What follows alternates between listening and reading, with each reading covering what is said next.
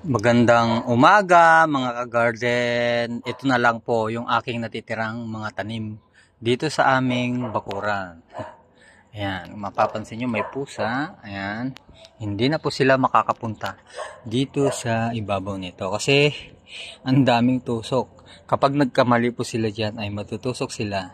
Kaya hindi po sila makakapunta dyan sa ibabaw. Kaya ito yung aking malunggay. Maliit lang po ito mga karon, mga siguro isang dangkal lang po itong malunggay. Nilagyan ko po sa ng tasa, yung parang lapis. Tapos huhukayan nyo po yung lupa bago ilagay yung pananim para hindi po masira, para hindi po siya agad-agad mabulok. Tapos wag nyong didiligan kasi madaling mabulok yung malunggay. Ayan, tapos ito yung aking curry tree.